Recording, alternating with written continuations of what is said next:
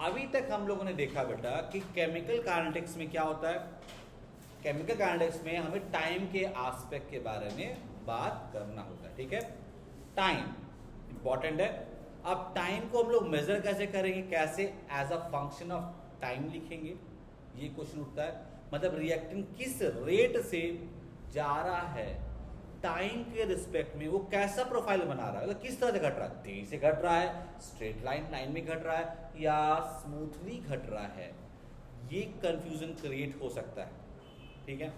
तो हमें समझ में आना चाहिए कि हम उसका एक फंक्शन बनाएंगे। फंक्शन मतलब एक ऐसा वेरिएशन ग्राफ बनाएंगे जिससे हम लोग बता सकें, ठीक। तो ग्राफ बनाने के लिए, फंक्शन बनाने के लिए हमें क्या चाहिए होगा, कोई इक्वेशन चाहिए होगा, तब ना इंटीग्रेट करोगे, तब ना डिफरेंशिएट करोगे। तो अल्टीमेटली हमें मैथमेटिकल एस्पेक्ट को ध्यान देना होगा।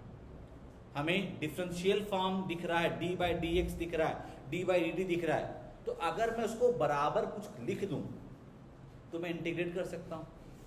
एकदम नॉर्मल इंटीग्रेशन, बहुत सिंपल इंटीग्रेशन आने वाला है, कोई डिफिकल्ट नहीं आने वाला। सिंपल 1/x को ऐसे कुछ आएगा, आपको घोड़ाना ही नहीं है। समझ में आ रहा है मैं क्या बोल रहा हूँ।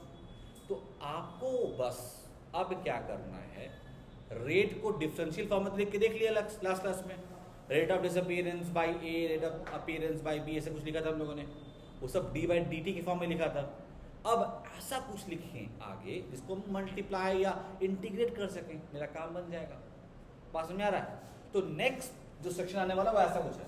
देखो अगर मैं लिख दूं डी ऑफ कंसंट्रेशन मतलब रिएक्टेंट बराबर, सपोज मैं बोलता हूं, सपोज ये सर ये कुछ ऐसा था, केटी होता है या केटी पावर एक्स होता है, तब तो सिर्फ इंटीग्रेशन नहीं है ना, आपको टाइम के में मिल जाएगा ग्राफ। मान लो टी पावर 2 है, टी पावर स्क्वायर है, मान लो मिल जाएगा। या ऐसा कुछ भी कॉन्सेंट्रेशन या कुछ भी चीज आपको मिल सकता है। बात समझ में आ गया।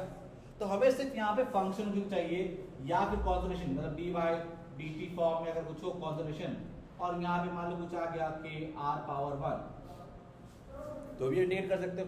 सिंपली क्या है, D Y by D X या D Y by D T equals to K times Y power 0, K times Y power 1, के टाइम्स वाई पावर 2। ये सब इंडिकेट करना आसान है, डिफिकल्ट है, इजी है। और यही हमारे कोर्स में, इनफैक्ट यही तो मेरे कोर्स में, इनफैक्ट बोर्ड में यही वाला मेरे काम आएगा, जेई में यहां तक आएगा, इसमें हार्डली कभी क्वेश्चन आ सकता है, जे एडवांस में आएगा, और नीट तो आएगा नहीं।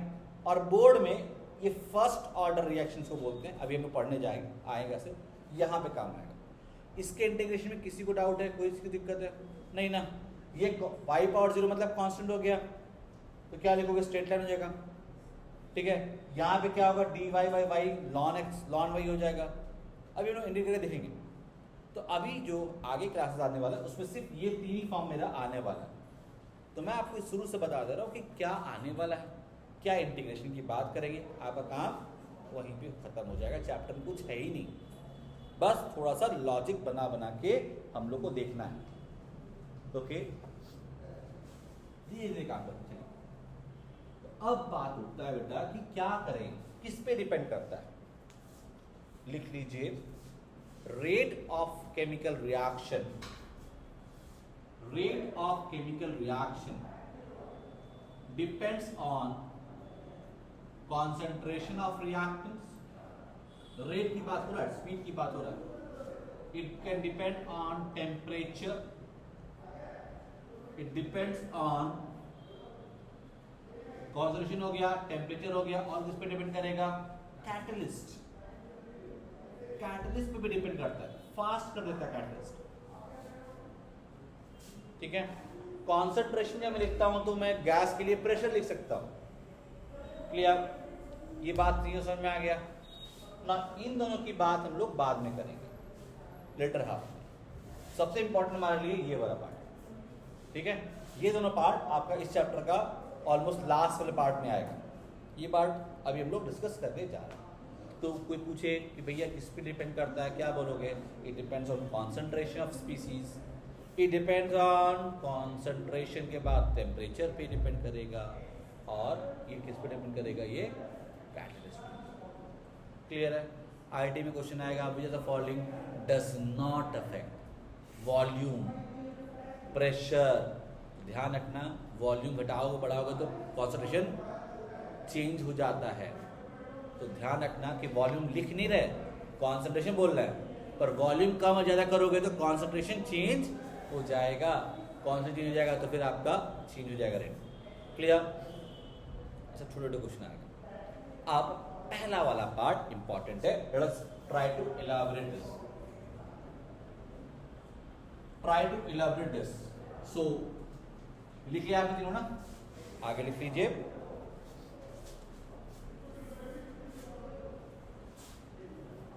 डिपेंडेंस ऑफ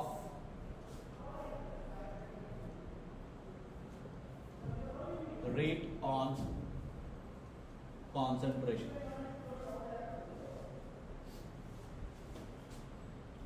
जनरली हम लोग कॉन्सेंट्रेशन ऑफ रिएक्टेंट्स की बात करते हैं। रिएक्टेंट्स ही है जो हम लोग को ध्यान रखना होगा, ठीक है?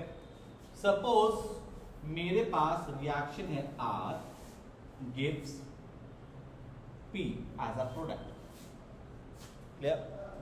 तो मैं रेट एक्सप्रेशन के हिसाब से जो लिखूंगा, मैं लिखूंगा रेट, क्योंकि कौन सा डिपेंड करता है। मैं बोलूंगा अच्छा जी, rate is proportional to concentration of this one power I don't know maybe m। मुझे नहीं पता किस फॉर्म में करता है। हो सकता है m बराबर 0 जाए, करवे ना करे।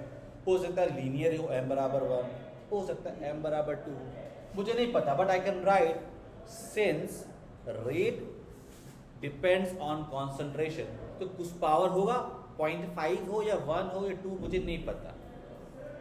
ये चीज कौन बताएगा? एक्सपेरिमेंट। पास में आया? This m is called as order of reaction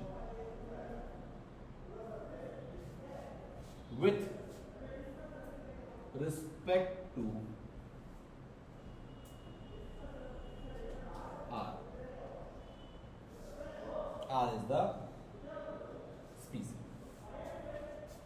ठीक है? अब देखो यहां मैंने 1 लिखा, यहां पे m लिखा हुआ है, यानी कुछ भी हो सकता है। एक और देखो, आपके पास मान लो a है प्लस b है। बात समझना मैं क्या लिखवा रहा हूं, c है मान। तो मैं रेट क्या लिखूंगा? रेट लिखूंगा proportional to concentration of a power m concentration of b power n। मुझे नहीं पता किस ऑर्डर में हो रहा है, किस तरीके से हो रहा है, बट कुछ तो डिपेंडेंस है। प्रोपोर्शनल है, ये हमें समझ में आ रहा। समझ में आ रहा। तो ये जो है वेयर m, यहां पे लिख लो क्या होगा। इन दिस केस जो हम लोग इक्वेशन लिखा हुआ है उसके हिसाब से बात करें, here m and n are called as order of reaction with respect to species A and B respectively। ये वर्ड मैंने एक्स्ट्रा आप लोग को बताया है। ये क्या है? m और n को एक नाम दिया गया है। नौ खास बात क्या है, यहां पे कोएफिशिएंट लिखा गया a, यहां लिखा गया b, पर यहां पे पावर m और n अलग अलग लिखा गया। सो इंपॉर्टेंट एस्पेक्ट क्या है, m and n, या m may or may not be or may not be equal to A। Similarly, n may or may not be equal to B। Clear? Next point जो है भाई m and r कहां से रहा है? m and n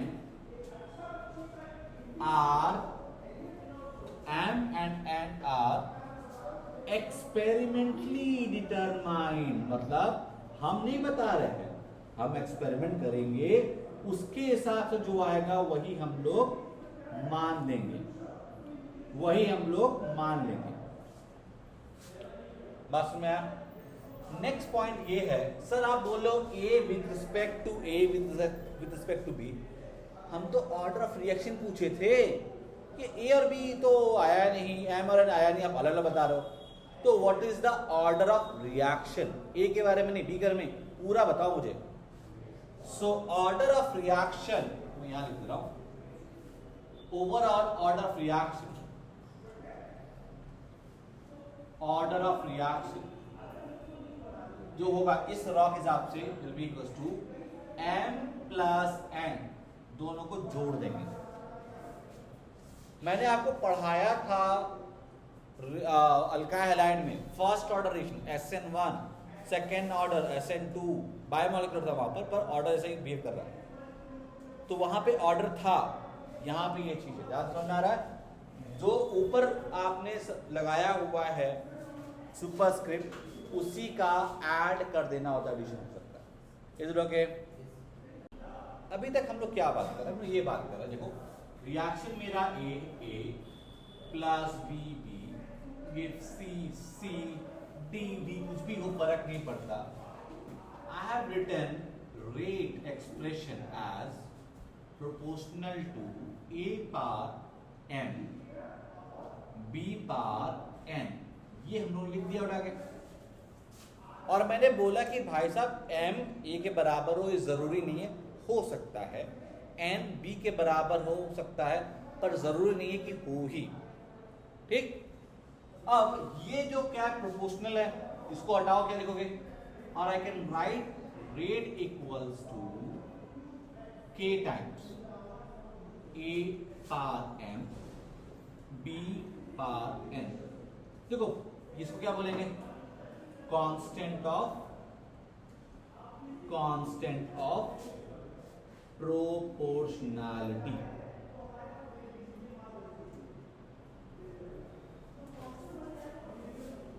ठीक है। एक कांस्टेंट लगाते हैं ना, जैसे प्रोपोर्शनल टू x, तो kx लगा दिया, कांस्टेंट ले लिया, तो इसी को बोलते हैं ऑल्सो कॉल्ड एज, का नाम सुना होगा, रेट कांस्टेंट।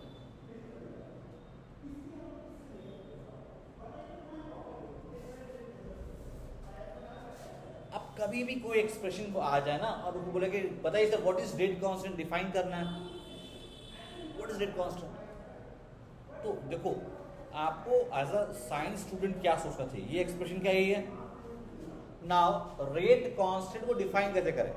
देखो ये रेट कांस्टेंट रेट के बराबर कब होगा, जब ये 1 और ये 1 हो जाए,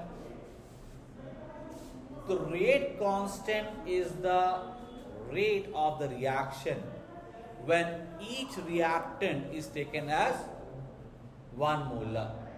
समझ में आया, समझ में आया, फटाफट इसको लिख लीजिए। What is rate constant, the rate constant is equals to the rate of reaction, rate constant is equals to the rate of reaction when each reactant SPC is taken as 1 molar, 1 molar ले लो,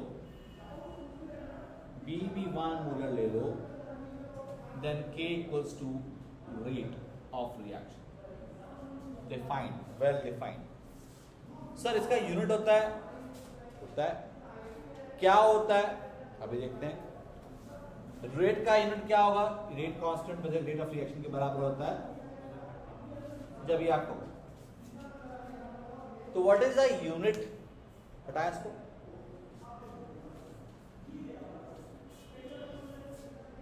so unit of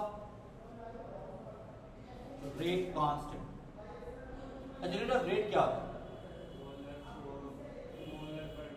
तो आप बोले थे ना del, मान लो A by del T, ये बोले थे, तो ये क्या था, this is concentration pi time है, तो तुम क्या बोलोगे, मोल पर लीटर सेकेंड, यही था यूनिट इसका। किसका? रेट ऑफ रिएक्शन का। ठीक। ना अगर मैं आपसे बोलूं बेटा, अगर मैं आपसे बोलूं कि रेट कांस्टेंट क्या होगा, तो रेट कांस्टेंट क्या आ जाएगा? रेट कांस्टेंट का यूनिट क्या होगा? तो आप बोलोगे सर एक काम करो, आप रेट ऑफ रिएक्शन जो आप लिख रहे हो ना, इसको डिवाइड कर दो किससे? कॉन्सेंट्रेशन ऑफ ए। तो यहां पे मान लो आपका कोई भी रिएक्शन है, रेट की बात कर रहा हूं तो मैं रेट ही लिख दे रहा हूं यहां पे ताकि क्लियर हो। रेट का unit divide by A power M divide by B power M, ये होगा, ये आपका आ रहा था अभी। और रेट का यूनिट क्या है बेटा? मोल पर लीटर सेकेंड। और नीचे क्या आ रहा है बेटा? मोल पर लीटर पावर एम। और इसका भी वही है, मोल पर लीटर पावर एन, है ना? तो थोड़ा और सॉल्व कर लो इसको, क्या हो जाएगा? क्या हो जाएगा? तो यूनिट ऑफ के आ जाएगा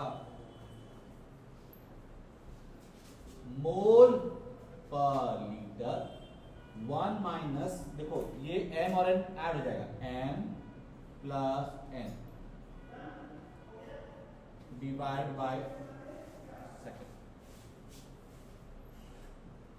ठीक है, ये यार देखो clear. Now this unit can be further written as, बड़ा इंपॉर्टेंट पॉइंट है यार, मोल पर लीटर 1 माइनस ओवरऑल ऑर्डर। याद आ रहा है क्या ऑर्डर बोला था मैंने? m प्लस n को। क्या ऑर्डर बोला था मैंने? m प्लस n को डिवाइड बाय सेकेंड।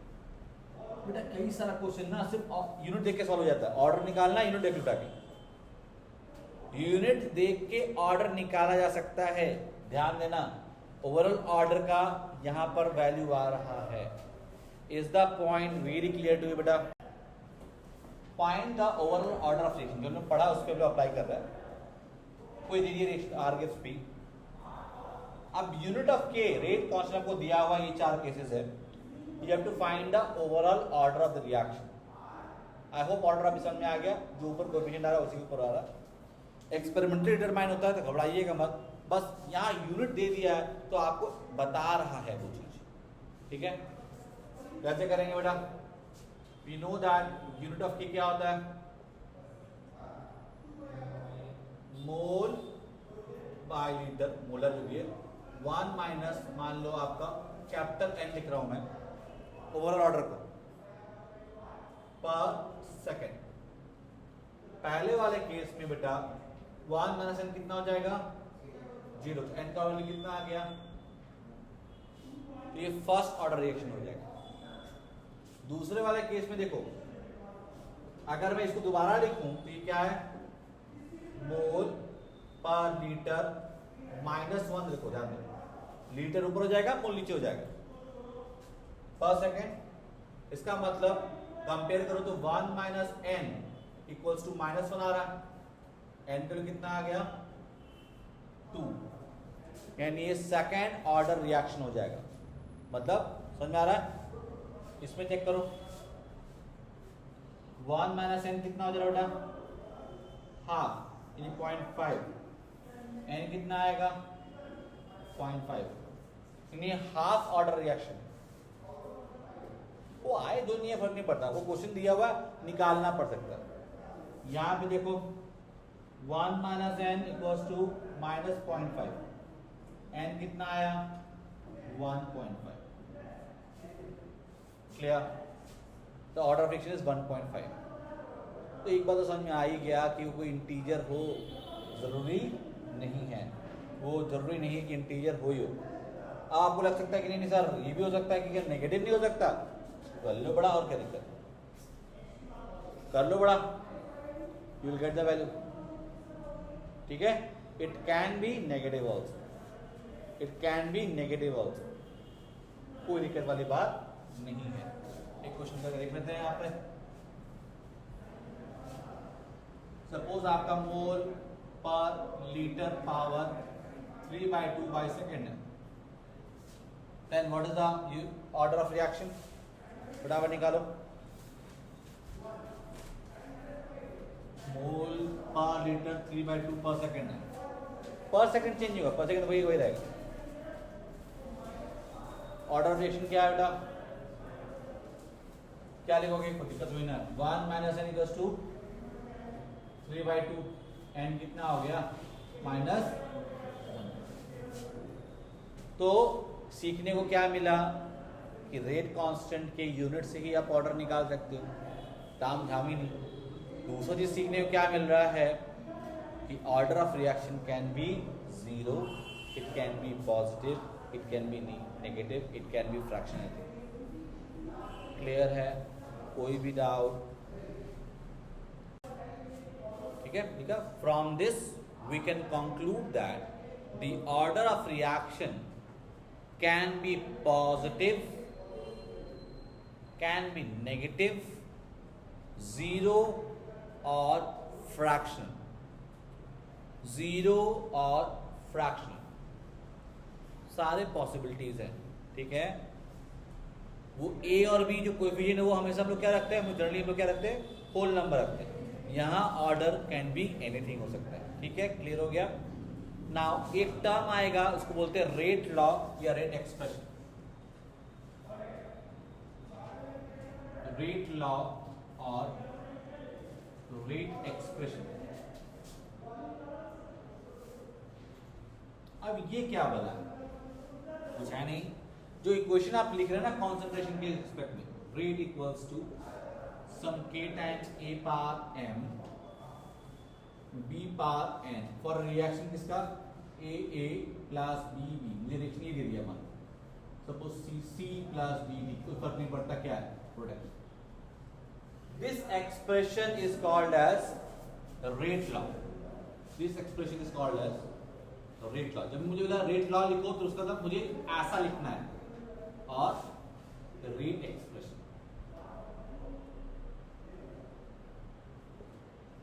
जब मुझसे बोलेगा रेट लॉ लिखो उसका मतलब मुझे रेट इक्वल्स टू ये लिखना होगा। ठीक है, लिख लीजिए, इसको डिफाइन कर लीजिए। The rate law is the expression, the rate law is the expression in which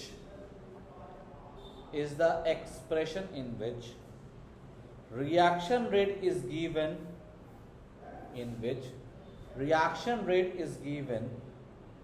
in terms of molar concentration,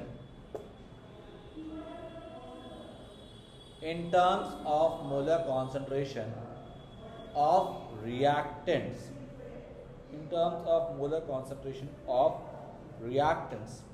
with each term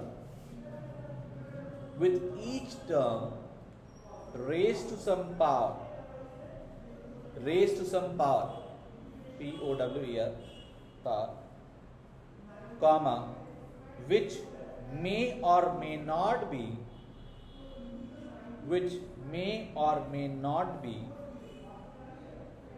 same as the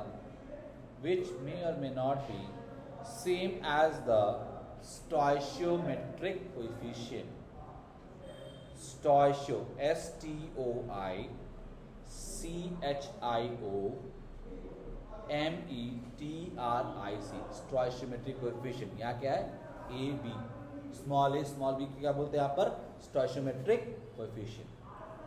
clear, easy है।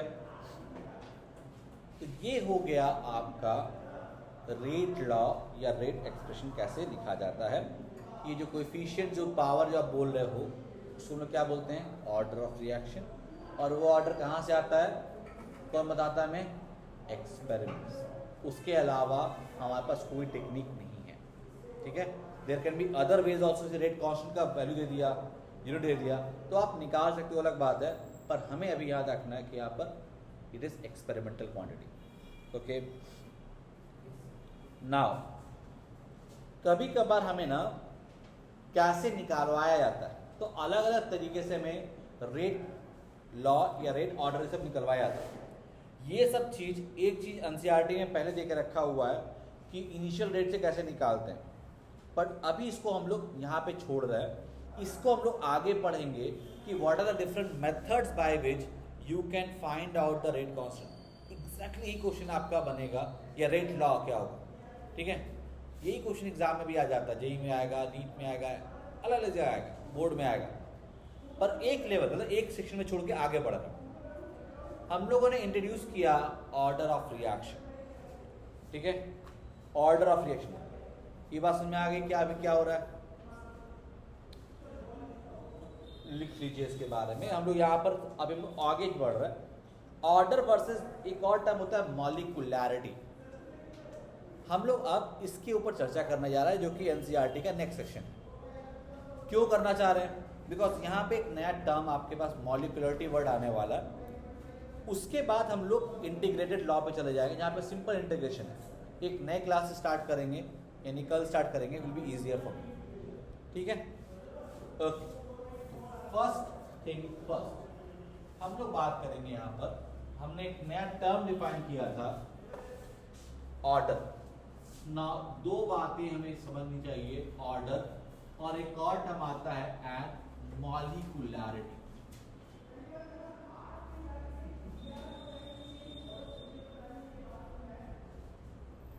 Order and molecularity of a chemical.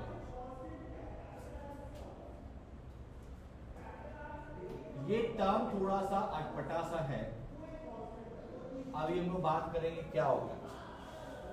उसके लिए हमें एक और term को भी define करना पड़ेगा, वो टर्म होता है एलिमेंट्री रिएक्शन। ये है, और हमें टर्म डिफाइन करना पड़ेगा एलिमेंट्री रिएक्शन। ये दोनों टर्म को डिफाइन करेंगे अभी, क्या होता है समझ में आएगा, ठीक है। Order, molecularity and elementary reactions. So elementary reaction क्या होता है, और उसका जो दूसरा वाला पार्ट है वर्सेस कॉम्प्लेक्स रिएक्शंस।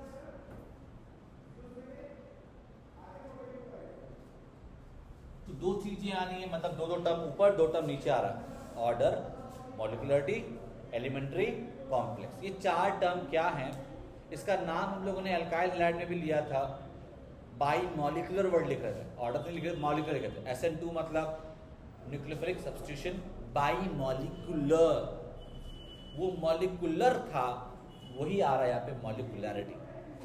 क्या अंतर है, क्या चीज है, ये सब चीजें हम लोग पढ़ने जा रहे हैं। सबसे पहला चीज आपको जो ऑलरेडी पता है वो है ऑर्डर के बारे में। ऑर्डर के बारे में समझ में आ गया।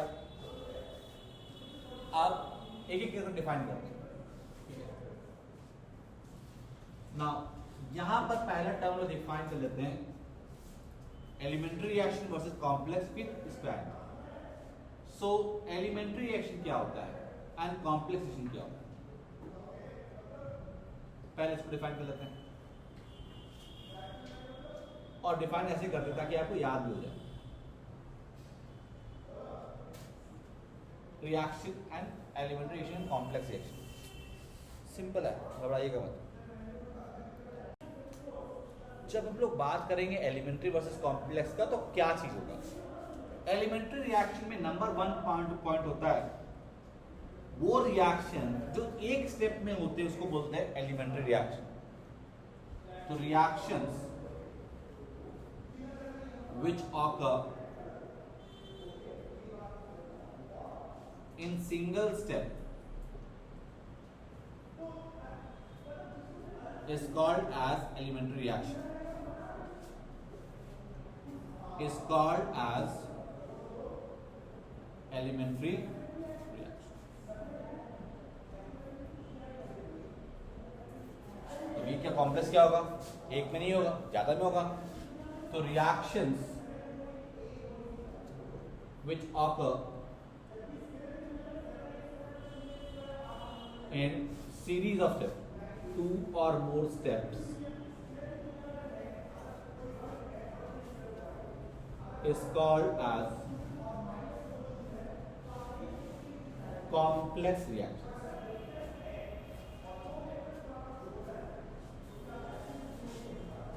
बात समझ में आ रहा? यहां पर एक ही स्टेप है, यहां पर कई सारे स्टेप में हो रहा है।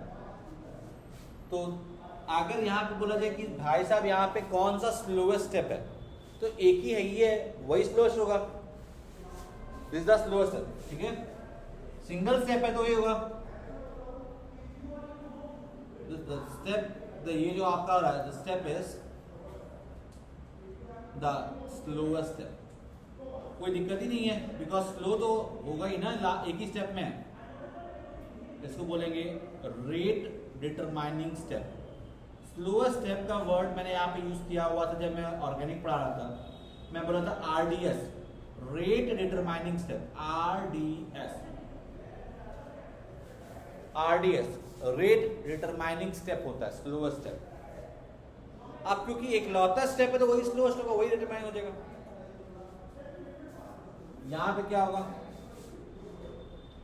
यहां पर 3-4 हो रहे होंगे, मान लो 2-3-4 जो भी हो रहे होंगे, जो सबसे स्लो होगा, सब इक्वल रेट होंगे नहीं, सबसे स्लो होगा वही आपका स्लोएस्ट या रेट डिटरमाइनिंग स्टेप होगा।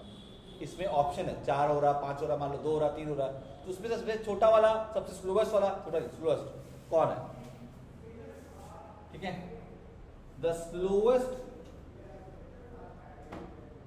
among all these steps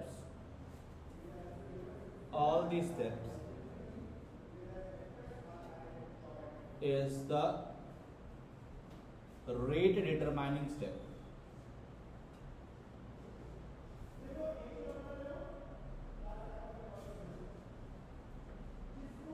इसमें मतलब मुझे देखना पड़ेगा। तो यहां पर बच्चा लोग आपसे पूछा गया, 2 बातें समझ में आ गई। पहली बात, ये एक से ज्यादा स्टेप में होगा। दूसरा बात, स्लोएस्ट इन जो सबसे छोटा होगा वही, या सबसे स्लो होगा वही आपका स्लोएस्ट स्टेप हो जाएगा। RDS उसी को बोलते हैं। रेट लॉ उसके लिए ही लिखा जाता है। बात समझ में आ रहा? अब सबसे इंपॉर्टेंट पॉइंट, एलिमेंट्री रिएक्शन में सबसे इंपॉर्टेंट वर्ड बोल लो, एलिमेंट्री रिएक्शन में ऑर्डर वो स्टोइशियोमेट्रिक कोएफिशिएंट के बराबर हो जाता है। ये ही इंपॉर्टेंट एस्पेक्ट है, स्टोइशियोमेट्रिक कोएफिशिएंट के बराबर होता है। इसका मतलब हो जाएगा if A plus B gives product, if A and B gives product is an elementary step. अगर कोई बोल रही है सर ये एलिमेंट्री दिया हुआ है तो क्या करें, then order with respect to rate law क्या हो जाएगा, rate will be equal to K times A power M B power N ही लिखेंगे हम लोग। In that case M must be equals to A and N must be equals to, तो कब सब बराबर होता है, it is equal only in case of elementary reactions. ठीक है, सो एलिमेंट्री स्टेप्स में अगर हम बात करें इस रिएक्शन में होगा, तो वो चीज यहां भी होना चाहिए जो RDS होगा। ठीक है, यहां पे भी आप बात करोगे for RDS slowest step, rate determining step RDS, यहां पे भी आपका क्या हो जाएगा बेटा, जो भी आपका आ रहा होगा, जो ऑर्डर होगा that is equals to stoichiometric. बाकी के लिए नहीं होगा, ऑर्डर इसके लिए बराबर होगा जब आपका ये RDS के लिख रहे, रेट डिटरमाइनिंग स्टेप के लिखो, सबसे स्लोएस्ट स्टेप के लिखोगे तभी ये लिख पाओगे, अदरवाइज नहीं लिख पाओगे। Is it okay? क्लियर? तो ये बात समझ में आ गया, ऑर्डर और ये कोई पूछे सर मान लीजिए आपका स्टोइशियोमेट्रिक कोएफिशिएंट ऑर्डर के बराबर, तो आप क्या बोल सकते हैं? तो वो स्टेप एलिमेंट्री होगा। तो this is true and vice versa. रखिएगा, अगर आपका ये दिया हुआ है कि सर कोएफिशिएंट जो है वो ऑर्डर के बराबर है, तो इसका मतलब ही हो जाता है कि रिएक्शन क्या हो जाएगा? एलिमेंट्री ही होगा। तो vice versa is also true. Clear? तो ऑर्डर निकालना है तो एक्सपेरिमेंटली तरीका है, पर अगर कोई क्वेश्चन में दे दिया कि ये एलिमेंट्री रिएक्शन है तो आपको एक्सपेरिमेंट करने की जरूरत नहीं है। इट इज वेल अंडरस्टूड कि जो कोएफिशिएंट लिखा हुआ है उसमें वही आपका ऑर्डर ऑफ द रिएक्शन हो जाने वाला है। क्लियर? वहां से आपका कोएफिशिएंट मिल जाएगा जिसका भी आप लिखना चाहते हो। क्लियर? This is important. अभी तक मॉलिक्युलरिटी नहीं आया। So what is molecularity? What is molecularity? आप देखो इसमें क्या है, हटाया इसको। तो ये हो गया बेटा important aspect regarding complex reaction versus elementary reactions. अब आप आइए मॉलिक्युलरिटी पे क्या होता है, सिग्निफिकेंस वाइज क्या होता है। पहले क्या होता है लिख लेते हैं।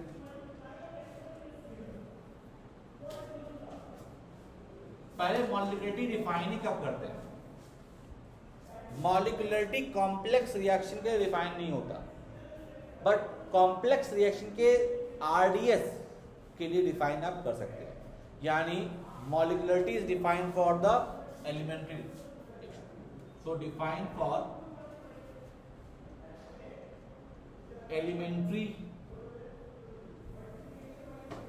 reactions and not for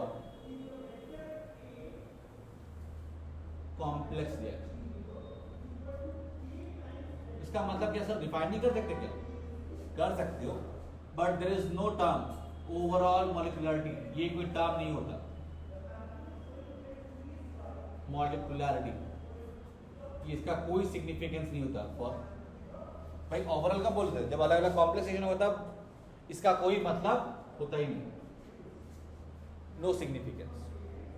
तो सर क्या एक के लिए अब सिंस कॉम्प्लेक्स रिएक्शन जो होता है, अभी आप बोले सर कि मल्टीपल स्टेप में होता है। कॉम्प्लेक्स रिएक्शन जो होता है बेटा वो क्या होता है?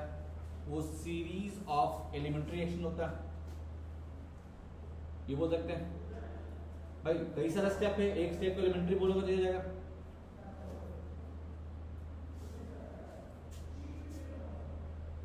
उस पे स्लोएस्ट स्टेप भी होगा कोई। तो मॉलिक्युलरिटी इज डिफाइंड, उस एक रिएक्शन के लिए डिफाइन होगा, इज डिफाइंड ओनली फॉर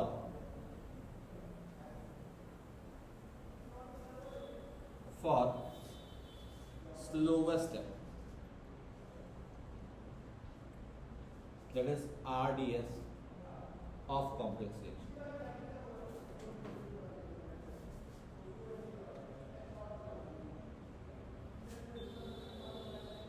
भूमिका पूरा बना दिए, है क्या चीज बिलीव ही नहीं किए, इतना लिख लो समझ में आ जाएगा। मॉलिक्युलरिटी इज डिफाइंड, अभी हम डिफाइन जब करेंगे समझ में आएगा, पर ये defined only for the RDS, ये समझ में आ गया। अभी तक तो सर बताया ही नहीं कि ये होता क्या, पहले वो तो बताओ। अब वो आगे बढ़ते हैं, समझ में आ जाएगा। देखिए मॉलिक्युलरिटी डिफाइन करता है कितने मॉलिक्यूल्स एक साथ कोलाइड करें ताकि रिएक्शन हो पाए। ये क्या मतलब हुआ सर? सिंपल समझो, कोई भी केमिकल रिएक्शन जो होता है वो कोलिजन से होता है। किससे होता है? दो चीजें आपस में कोलाइड करेंगी तो रिएक्शन हो जाएगा। अगर तीन चीज कोलाइड कर रहे हैं तो रिएक्शन हो सकता है। मतलब जितने रिएक्टेंट्स हैं उस सबको एक साथ कोलाइड करना पड़ेगा तभी रिएक्शन पॉसिबल है। बात समझ आ रहा? अगर मान लो बोला गया तीन reactant A plus B plus C gives D, तो A के मॉलिक्यूल B के मॉलिक्यूल C को तीनों एक साथ कोलाइड करेंगे तभी D बनेगा। कोई दो कोलाइड के तीसरा नहीं कर पाया, लेट हो गया तो रिएक्शन नहीं होगा। और यही स्टेप होता है एलिमेंट्री रिएक्शन में, वही सबसे स्लोएस्ट होगा। तीन लोग एक साथ कोलाइड कर लें, प्रोबेबिलिटी बहुत कम होता है with adequate energy and adequate orientation. आगे पढ़ेंगे एनर्जी मतलब अब आगे छू के चले गए, लो ये लिया, थोड़ी ना रिएक्शन होगा। बॉन्ड बनाना है, बॉन्ड तोड़ना है ना, अब रिएक्शन होगा, एनर्जी चाहिए। अब बॉन्ड ऐसे बनाना था, ठीक, ये बॉन्ड बना पर ऐसे लड़ गए, बॉन्ड बनेगा नहीं। तो ओरिएंटेशन में इंपॉर्टेंट है कि ऐसे होती है, ऐसे होना चाहिए, दोनों ऐसे हो जाएगा तो रिएक्शन नहीं हो पाएगा। तो प्रॉपर एनर्जी, प्रॉपर रोटेशन अगर दोनों ही होगा तभी रिएक्शन होगा। इसीलिए एलिमेंट्री रिएक्शन जो कि आरडीएस होता है बहुत ही स्लो होता है, वही रे डिटरमाइन करता है। उसमें कितने लोग कोलाइड कर रहे हैं वही मॉलिक्यूलरिटी है। बात में समझ आ रहा है? तो ये कोलिजन थ्योरी से आ जा रहा है। लास्ट एक वस्तु थोड़ा लिख लीजिए, उसके बाद हम लोग बंद करते हैं। लिखिए,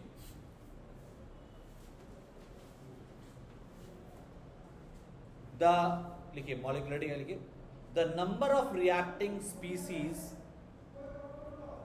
the number of reacting species, atoms comma ions और मॉलिक्यूल्स, एटम्स कॉमा आयंस और molecules taking part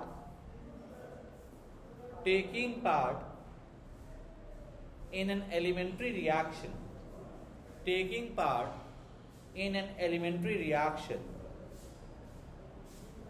which must collide simultaneously, which must collide simultaneously in order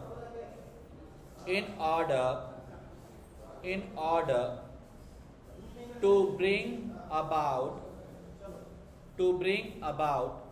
a chemical reaction, to bring about a chemical reaction is called molecularity of a reaction, is called molecularity of reaction. Okay, so आज यहाँ पे हम लोग खत्म करते हैं, कल यही से हम लोग स्टार्ट करेंगे। Okay, any doubt?